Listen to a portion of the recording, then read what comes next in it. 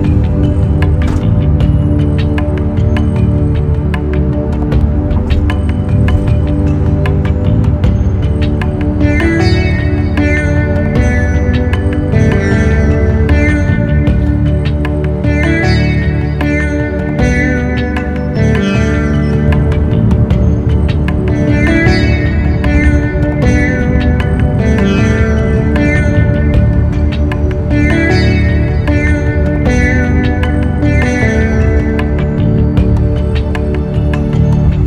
আমাদের এয়ারপোর্ট থেকে আমাদের হোটেল অবধি আসতে নিল কম বেশি 1 ঘন্টা।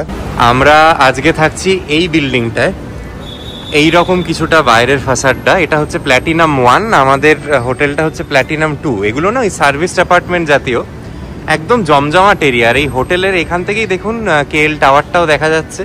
আর যে জন্য আমার এই হোটেলটা বুক করা সেটা হচ্ছে পেট্রোনাস টুইন টাওয়ার আর কেএল টাওয়ার দুটোই। এখানের ওপরের যেটা সুইমিং পুল সেখান থেকে অসাধারণভাবে দেখা যায়। একটাই সমস্যা, মানে সমস্যা বলবো না, সেটা জেনেই বুক করেছি যে 3টে চেক ইন টাইম। এখন সবে বেজেছে 9:30। জানি না আর্লি চেক ইন ওনারা অ্যালাউ করবে কিনা। কি সুন্দর দেখুন বাইরেটা। আচ্ছা, এখানে না এই একটা প্ল্যাটিনাম 2 বিল্ডিং অনেকগুলো কোম্পানি মেনটেন করে। আমাদেরটা হচ্ছে ডি ফেস বলে, এটা দেখছি ফেস স্টাইল, খুঁজতে হবে। এই দেখুন, এই একটা বিরাট রিসেপশন এরিয়া, তো এক একটা কোম্পানির এক একটা কাউন্টার আছে। এটা ফেস স্টাইল, আমাদের বললো ডি ফেসের জন্য এই লুমার কাউন্টারটায় যেতে। এরকম একটা ধরুন 50 তলা 60 তলা বিল্ডিং, ন্যাচারালি একটা কোম্পানি সবটা চালায় না, আমার মনে হয় ফ্লোর অনুযায়ী ভাগ করা আছে। কি সুন্দর রিসেপশনটাই।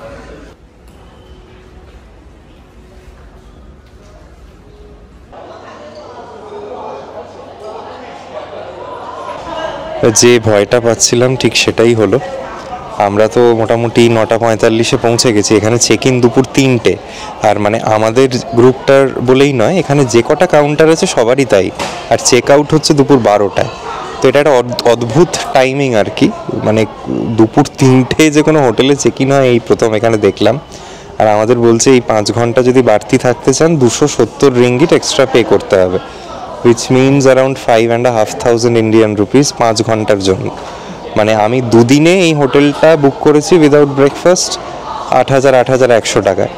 আর শুধু এই 5 ঘন্টা থাকার জন্য চেয়ে নিচ্ছে হচ্ছে কি বলবো আর কি আরও 5,500 টাকা।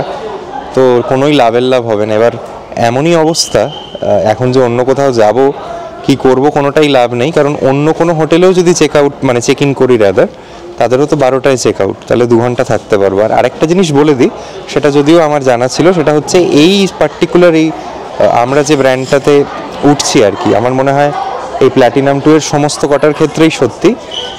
সেগুলোই কিন্তু 500 রিঙ্গিট আপনাকে একটা সিকিউরিটি ডিপোজিট দিতে হবে।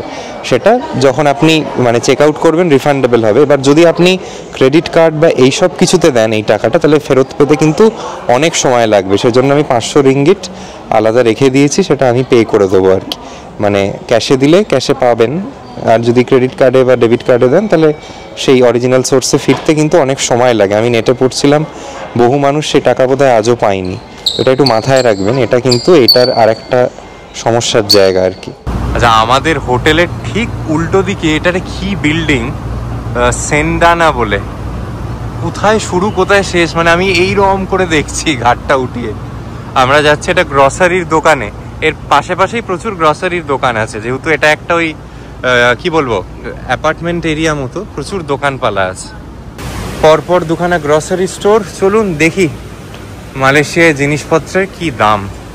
7-Eleven এখানেও আছে, তবে লোকাল ট্যাক্সি ড্রাইভাররা বললো 7-Eleven-এ কিন্তু সাধারণ যে গ্রোসারি শপ তার থেকে দাম বেশি। এখানে একটা মাই নিউজ বলে দেখতে পাচ্ছি, দেখি। সব থেকে যে জিনিসটা বেশি লাগবে জলের বোতল, তার দামটা একটু দেখিয়ে দিই। এখানে 2.1, 3.4। আর ওই সেই ইউকেরই মতো ফ্রিজের মধ্যে স্যান্ডউইচ, ঠান্ডা ঠান্ডা স্যান্ডউইচ। এগুলোকে নিয়ে গিয়ে যদি এমন কোথাও থাকেন যেখানে মাইক্রোওয়েভ আছে, খেতে পারেন।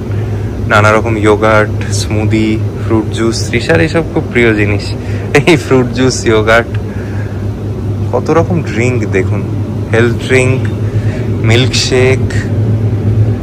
দাম খুব বেশি নয় জানেন, মানে ইউকে থেকে আসার পর এগুলো রিজনেবলই মনে হচ্ছে। এই ছোট ছোট পাউচগুলো 330, 433 এরম করে করে আর কি। যাই বলবো এগুলোকে ইন্টু মনে মনে করে নেবেন। ইয়োগার্ট কত? 3.7, মানে ওই প্রায় 70-80 টাকা। আমাদের হোটেলের লোকেশনটা ভালো, আশপাশে অনেক কিছু আছে, বেরিয়েই দেখছি প্রচুর ট্যাক্সি। আর এই হচ্ছে এখানের জলের বোতল, এই যে সবুজগুলো। কত দাম আপনাদের বিলিংয়ের সময় দেখে বলবো। আমাদের এই হোটেলের পাশে যে গ্রসারি স্টোর, এখানে একটা জিনিস ভালো, প্রথমত যিনি কাউন্টারে আছে তিনি হিন্দিতে কথা বলতে পারেন, বার্মা থেকে এসছেন উনি, এখানে কাজ করেন। এখানে উনি দেখালো যে ওনারাই কিন্তু হট কফি, স্যান্ডউইচের সব বানিয়ে দেয়।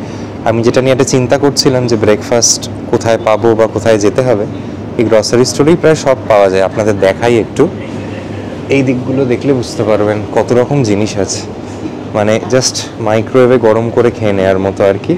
এছাড়াও ওনাদের বললে ওনারা আরও নানা জিনিস বানিয়ে দিচ্ছে, স্যান্ডউইচ থেকে শুরু করে সমস্ত কিছু। একটা গ্রিলড চিকেন স্যান্ডউইচ ওই 11 সাড়ে 11 মতো, টুনা দিয়ে স্যান্ডউইচেস আছে, কফি আছে, মানে জলখাবারটা হয়ে যাবে আর কি। চেক ইনের আগে আরও খানিকটা সময় কাটিয়ে নেওয়ার জন্য হোটেলের একদম লবি থেকেই একটি গ্র্যাব ক্যাব বুক করে আমরা রওনা হলাম আমাদের হোটেল থেকে ঠিক 5 কিলোমিটার দূরে অবস্থিত পেটালিং স্ট্রিট মার্কেটের দিকে। এই কুয়ালালামপুরের অন্যতম পপুলার স্ট্রিট মার্কেট। যাওয়ার পথে আবারও দেখা পেলাম কেএল টাওয়ারের। এই জায়গাটির নাম পেটালিং স্ট্রিট মার্কেট। প্রচুর স্ট্রিট ফুডস, সস্তায় জামা কাপড় কেনার হাতছানি। হোটেলে চেক ইন করতে অনেক লেট, তাই ভাবছি যে সময় নষ্ট না করে এই জায়গাগুলো দেখে নিই, নইলে সবটাই বিকেলে দেখতে হবে, হাতে তো বিশেষ সময় নেই।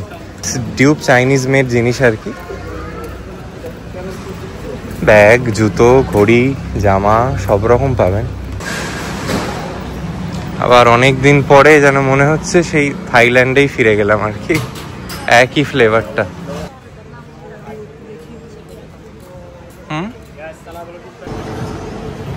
দেখুন কত রকম হেডফোন, এটা নাকি অ্যাপেলের হেডফোনস, এইগুলো ইউনিভার্সাল অ্যাডাপ্টার, আমাদেরও লাগলেও লাগতে পারে, এক্ষুনি কিনছি না, হোটেলে দেখে কিনবো।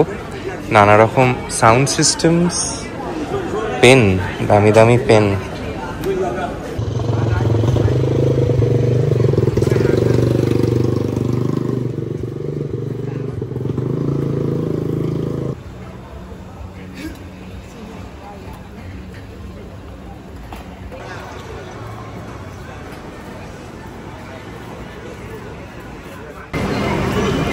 কত রকম ব্যাগ আর সুটকেস দেখুন।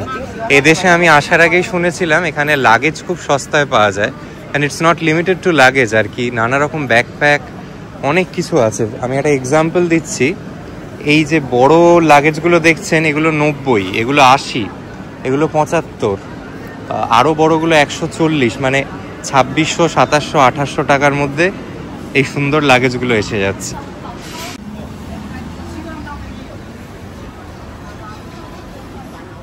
যাক, নানা টালবাহানা করে দুপুর 1টা নাগাদ বাড়তি 100 রিঙ্গিট পে করে ঘর পেলাম।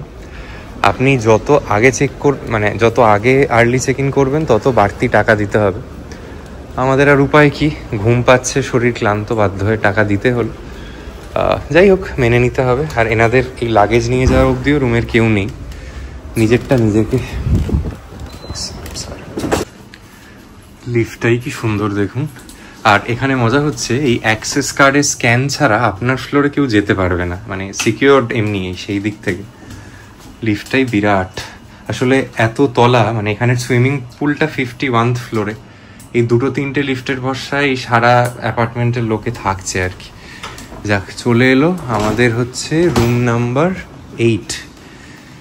রুম নাম্বার 8 কোন দিকে? কি সুন্দর লবির এরিয়াটা।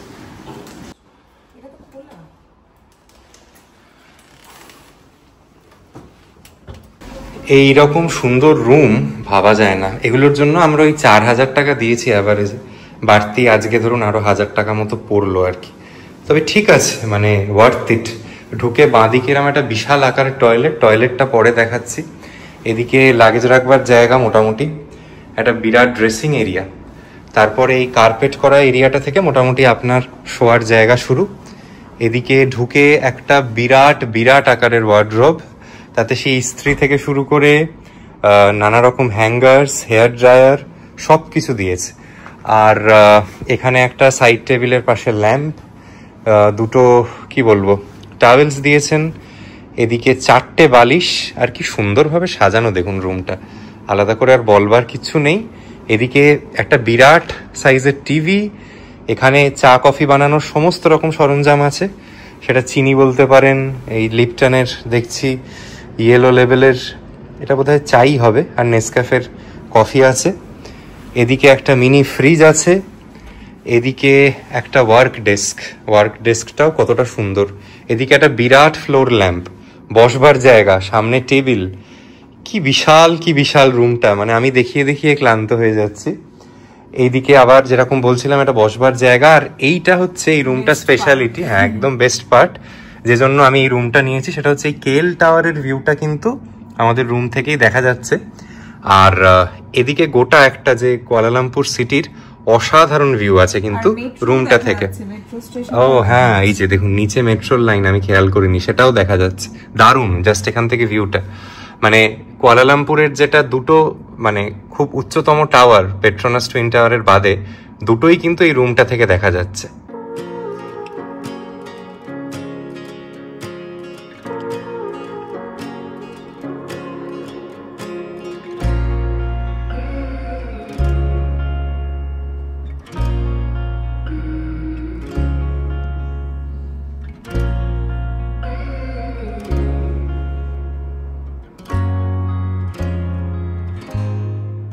আচ্ছা, আবার এই নিচে দেখছি ইলেকট্রিক কেটলি, দুটো কমপ্লিমেন্টারি জলের বোতল, 4টে কাঁচের গ্লাস, এগুলোও দিয়েছেন ওনারা, আর কিছু বাকি রাখেনি। এত সুন্দর একটা রুম বলার কথা নয়। আর টয়লেটটা দেখুন, টয়লেটটা একটা ঘরের মতো। এদিকে ওয়েস্টার্ন টয়লেট আছে, মানে জেট স্প্রে এবং টিস্যু দুটোই ব্যবস্থাপনা আছে। এটা একটা কার্যকরী জিনিস। বেসিন দুখানা, সমস্ত ওনারা এমনি হ্যান্ড ওয়াশ বা এই জাতীয় কিট দিয়েছে। I believe this is dental kit, হ্যাঁ ঠিকই ধরেছি, দুটো ডেন্টাল কিট দিয়েছে।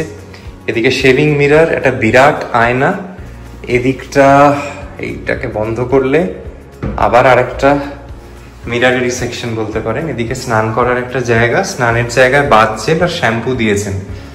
বেশ সুন্দর টয়লেটটা। যাই হোক, আমি রুমটা নিয়ে 100% স্যাটিসফাইড। 4000 টাকায় এই কুয়ালালামপুরের মতো জায়গায় এর থেকে বেশি কিছু আশা করাই উচিত নয়। দীঘা মন্দারমণিতেই এখন 7-8 হাজার টাকার নিচে কোনো ভালো ঘর পাওয়া যায় না। সেখানে আমি কুয়ালালামপুরের এই ভিউ, এই রকম প্রাইম লোকেশন, এখান থেকে Petronas twin tower, KL tower সব হাঁটা পথে, এমনকি কেএলসিসি যেটা পার্ক, অ্যাকোয়ারিয়া কেএলসিসি, সব 2 কিলোমিটারের মধ্যে। আর মেইন এটার যেটার অ্যাট্রাকশন, যেটার জন্য বুক করেছি, সেটা একটু পর দেখাচ্ছি। আমরা এই ডি ফেস প্ল্যাটিনাম 2 এর বুকিংটা করেছিলাম অ্যাগোডা থেকে। তবে অ্যাগোডার বাদেও মেক মাই ট্রিপ, গোয়াই বিবো সমস্ত জায়গায় এনাদের বুকিং হয়ে থাকে। আর এখানে ঘর ভাড়া শুরু হয় কিন্তু 2,500-3 হাজার টাকা থেকে। একটাই তফাৎ হচ্ছে সেই ঘরগুলো এই টাওয়ারের ভিউটা নেই, ওগুলো আরেকটু বেসিক স্ট্যান্ডার্ডের ঘর। এখানে এসে আমার ইচ্ছে ছিল যে কেএল টাওয়ার হোক বা পেট্রোনাস টাওয়ারের যদি ভিউ সমেত কোনো রুম পাওয়া যায়, তাই আমি আরেকটু বেটার রুম নিয়েছি। এখানে 2,500-3,3200 এই রেঞ্জে আপনারা রুম পেয়ে যাবেন। এটা কিন্তু কনসেপ্টটা ওই সার্ভিস অ্যাপার্টমেন্টের মতনই, ওই জন্য মানে কোনো কি বলবো, লাগেজ বয়ে দেওয়ার কেউ নেই। ইন্টারকমেরও এখানে ওই কনসেপ্টটা নেই। ওনারা যে চেক ইন স্লিপ দিল, সেখানে একটা কাস্টমার কেয়ারের নাম্বার আছে, সেখানে যোগাযোগ করতে বলছে। আর ধরুন আপনার এক্সট্রা কোনো জল লাগবে, টাওয়েল লাগবে, তাহলে ওনারা এই যে একটা চেক ইনের সময় কি কার্ড মতো দিয়েছে, সেখানে কিউআর আছে, সেখানে স্ক্যান করে বোধহয় একটা কোনো কোয়ারি রেস করতে হবে বা এরকম কিছু। সেটা আমি থাকতে থাকতে বুঝতে পারবো। আপাতত তো কিছু লাগছে না, যা দিয়েছে এত কিছুই লাগবে না আর কি আমার এই 2 দিনে থাকার জন্য। মোটামুটি ভালো। তবে দেখুন, হ্যাঁ খুঁত ধরতে চাইলে খুঁত ধরারই আছে। মেনলি ওনাদের রিসেপশনটা একটু মিসম্যানেজড, আর ওই 3টে মানে 3টেই, 2:59 গেলেও কিন্তু চেক ইন করতে দেবে না। অনেক ঘন্টার পর ঘন্টা আপনাকে এসে বসে থাকতে হবে। ইন্ডিয়ার থেকে যে প্লেনগুলোই আসে সবই ভোরবেলায় কুয়ালালামপুরে নামিয়ে দেয়, তো ওয়েটিং টাইমটা অনেক বেশি।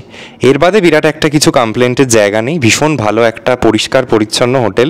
আর বারবারই বলছি, বিদেশের মাটিতে এই দামে যে ঘর পাচ্ছি, এটাই মানে খুব কি বলবো আর কি, আমার কাছে এটা বিরাট পাওনা। আর একটা জিনিস দেখিয়ে দিই, সেটা হচ্ছে যে ওনারা রুমে এই যে চার্জিং পয়েন্টগুলো দিয়েছে, তাতে এমনি ইউএসবি টাইপ এর দেখছি পোর্ট আছে। এর বাদে ইন্ডিয়ান চার্জারগুলো প্লাগ ইন হচ্ছে কিন্তু ঠিকমতো ফিট হচ্ছে না। একটা ইউনিভার্সাল মানে যেটা ট্রাভেল অ্যাডাপ্টার সেটা সঙ্গে রাখবেন, কারণ এই ঘরে চার্জিং পোর্ট প্রচুর আছে, বাট কোনোটাই আমার সম্ভবত মনে হয় ইন্ডিয়ান টাইপ যে আমরা যে চার্জারগুলো আনি আর কি, বা যেগুলো ব্যবহার করি সেগুলোর সঙ্গে ডিরেক্টলি ফিট করবে না। এখানে যে কোনো লোকাল মার্কেট গ্রসারির দোকানে যদি সঙ্গে নাও এনে থাকেন পেয়ে যাবেন, তবে সেটা কিন্তু আবার একটা বাড়তি খরচের জায়গা। আপনি নয় কেবল ক্যারি করবেন সঙ্গে, ইউএসবি টাইপ এ কেবল বা টাইপ সি কেবল, সেটা থাকলে কিছুটা আপনার ইমিডিয়েট কাজটা মিটবে, বাট এখানে এলে কিন্তু এই ট্রাভেল অ্যাডাপ্টারের একটা প্রয়োজনীয়তা পড়লেও পড়তে পারে। আমরা আসবার আগেই একটু যখন পড়াশুনো করছিলাম যেখানে ওয়েদার কীরকম পাবো, তো দেখছিলাম এখানে বৃষ্টি হওয়ার একটা সুযোগ আছে। সকালে যখন এসেছিলাম তখন আকাশ বেশ পরিষ্কার ছিল, আপনাদের দেখিয়েছিলাম। এখন দুপুরে এই বিকেল 4টে মতো বাজে এখন দেখুন আশপাশটা পুরো কালো করে খুব মানে জোরেই বৃষ্টি নেমেছে। এটা হচ্ছে এই প্রপার্টিটার 50A ফ্লোর, 50-A। লিফটে করেই আসা যাচ্ছে, কিন্তু ওই প্রত্যেকটা জায়গায় যাওয়ার জন্য কিন্তু এই অ্যাক্সেস কার্ডের স্ক্যানটা বারবার করতে হচ্ছে। এটা হচ্ছে ওনাদের ফিটনেস সেন্টার, আপনাদের দেখাই একটু, কি অপূর্ব।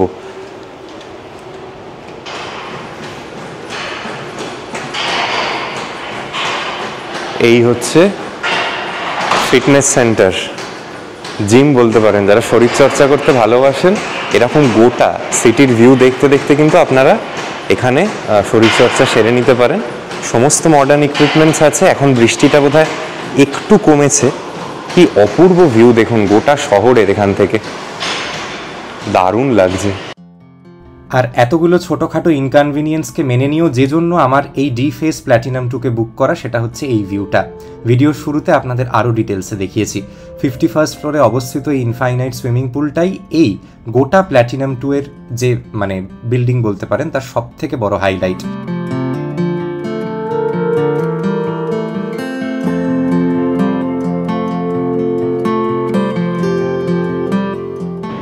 আর আপনাদের যেরকম বলছিলাম, এই প্ল্যাটিনাম 2 প্রপার্টিটা বিভিন্ন ছোটোখাটো গ্রুপ চালায়। হোলমা চালায়, ডি ফেস চালায়, আমরা যেটা আছি ডিই ফেস এরা চালায়, আরও আছে না সবার নামও আমি জানি না। তবে সুইমিং পুলটা কিন্তু সবার কমন, ওই জন্য ভিড়টাও প্রবল হয়। এই রাত 10টা অবধি সুইমিং পুলটার অ্যাক্সেস থাকে, আপনারা যে কোনো সময় আসতে পারেন। রাত্রিবেলা আবার যখন এসে দেখাবো তখন আবার একটা অন্য রূপ দেখতে পারবেন, কারণ তখন এই প্রত্যেকটা বিল্ডিংয়ে হাই রাইজগুলোয় আলো জ্বলে যায়, তো তখন আবার একটা অন্যরকম সৌন্দর্য। এবার পালা আজকের এই ভিডিওটি শেষ করবার। আশা করি আমার সঙ্গে কুয়ালালামপুর ঘুরে আপনারাও এনজয় করলেন, এবং ভবিষ্যতের দিনে যারা কলকাতা বা ভারতবর্ষের অন্যান্য যে কোনো জায়গা থেকে মালয়েশিয়া আসবেন তারা কিছুটা আন্দাজ পেলেন যে ট্যুরটাকে কিভাবে সাজানো যেতে পারে। লাইক এনি ট্রাভেল সিরিজ, আমি জানি এই সিরিজের অন্যান্য পর্বগুলো দেখবার লোক প্রায় থাকবেই না, সবার আগ্রহ এই প্রথম পর্বটিকে নিয়েই। তবে যারা ফিরে আসবেন তাদের জন্য অপেক্ষায় রইলাম। আসছে নতুন পর্ব খুব শীঘ্রই। Till then take care. আর আজকের ভিডিওটা দেখে যদি কিছু ভালো লেগে থাকে তাহলে অবশ্যই চ্যানেলটি সাবস্ক্রাইব করতে ভুলবেন না।